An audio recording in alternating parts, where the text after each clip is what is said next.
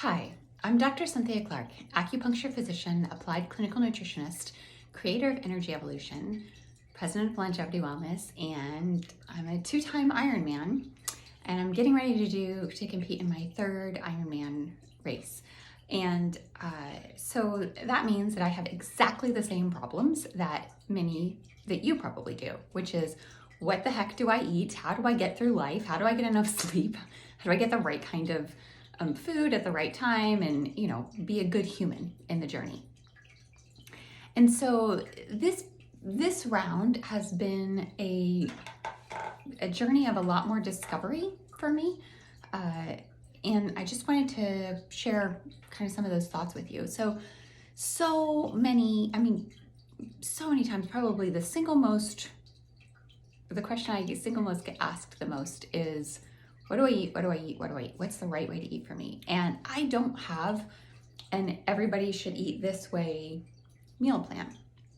And the reason for that is because people are in different places at different times. I recently connected with this super awesome practitioner that does this particular type of detoxifying cleanse, like super in-depth, deep stuff. And I was so excited about it. And when I really sat with myself, he was doing like a group that was starting soon. And when I really sat with myself, I realized that 2 months before Ironman was not the time for me to start a really deep detox cleanse. In fact, I was having a hard time getting enough calories into me, like a really hard time. So that wasn't the right thing. I had to listen to my body. So I want to invite you, I'm going to answer that question by inviting you to listen to your body. Here are some things that you might look for as cues from your body.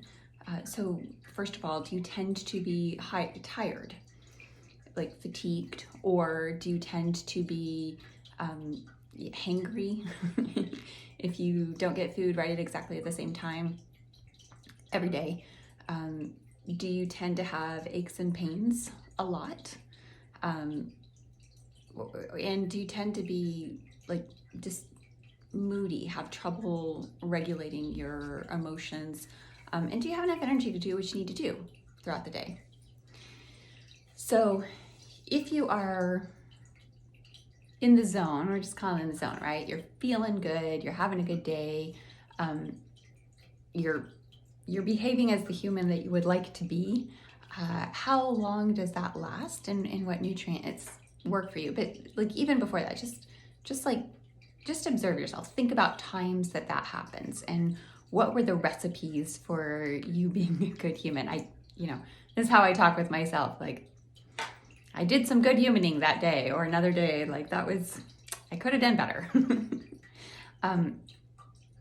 So tune into yourself is the first and most important thing. And the reason that that's so important is because we live in the internet age. Even before the internet age, it was the advice age.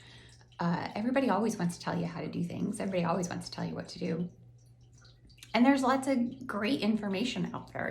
There's a ton of information on the internet, and maybe the information that's right for you is there, probably somewhere. But maybe there's something that your body wants you to know that you'll find out most by listening. The environment that helps me the most in listening to my body is one of quiet. And in 21st century America, I'm recording this on my phone, right? So like, there's so many gadgets that constantly demand our attention and distract us from tuning into our bodies or the person in front of us, or, like driving. It's so easy to get distracted. So, and when we do start tuning into our bodies, it might not be all that comfortable, and we might not enjoy the journey at first because we've been doing a good job of tuning out, not noticing how tired we are, or how many aches and pains. Or there's a whole thing with food that has to do with the way our taste buds get programmed. That's a little different from it brings us out of tune with the nutrients that might feed our bodies the most. So really paying attention to how you feel after you eat is a much more effective way of evaluating whether or not that's the right food for you than simply, does it taste good, or in my world, is it chocolate flavored? Because I really like chocolate, so if it's chocolate flavored, it's probably the right thing for me. Until I took an epigenetics test and found out that chocolate isn't really work for me. And then I took that out of my diet and things got a little bit sparklier, and that was pretty awesome. I have chocolate, like on occasion, but like it's on a very rare occasion now. Whereas before, I didn't realize how much it was in everything I ate. It was in my protein shake mix, and I was having a couple of those a day, and it was in, like an almond flour cookie that I would eat, and it was in like a chocolate bar, and it was in, a kind bar with nuts and chocolate on it. So, just really becoming aware. One of the things that I became aware of when I took chocolate out of my diet, and I'm not telling you to take chocolate out of your diet, but when I did, I found out I had some gut inflammation that just like literally disappeared in the next 48 hours that I never even knew I had, because I was eating all healthy stuff. But that little bit was just a little bit too much for me at that time. So tune into your body. I invite you to tune into your body and experience it.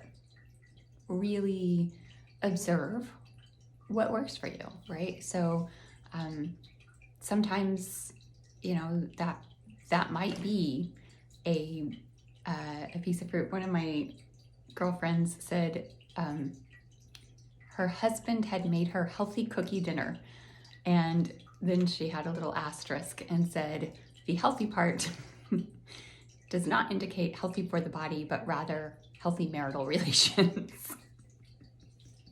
So there's a lot of honesty in that, right? Okay, so for today's newsletter, I have given a run through of a number of different diet types that are out there, because I noticed that a lot of times people don't,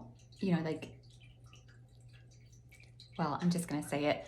They don't quite realize what a particular diet is. The keto diet is really kind of the most famous for this, is that I'll have people come in and tell me that they had a 2-martini lunch with a bacon cheeseburger. And so I did keto today. And the problem with that is that the 2 martinis are going to take you out of ketosis. And then we can talk about the quality of the food. But even before we get there, like that person wasn't doing keto. They were just trying to kind of cobble together some different ideas and make it fit into their lifestyle, and, understanding a little bit of the basic biochemistry of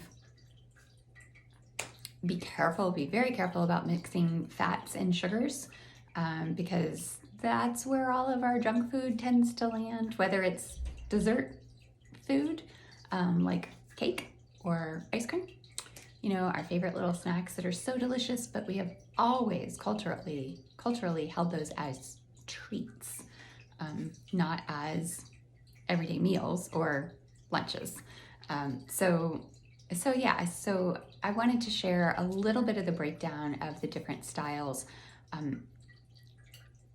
From a traditional Chinese medicine perspective, we consider food as medicine. My favorite book is always right next to me. One of my favorite books. I have so many favorite books. I have a problem, seriously.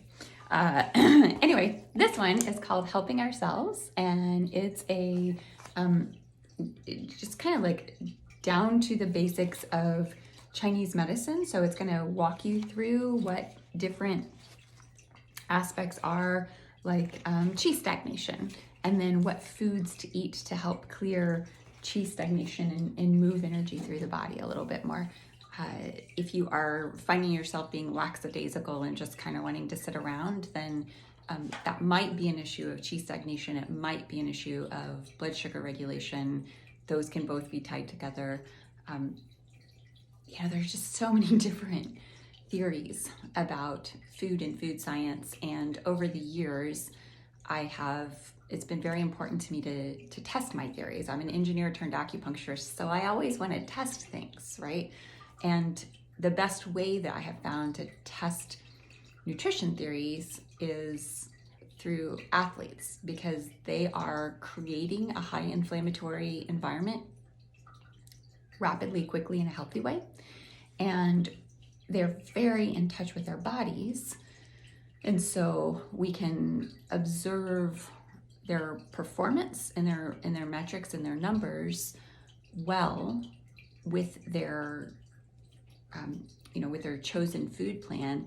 And they're very, very, very motivated to eat whatever way will get them their PR on their next race. So athletes are a great place to look.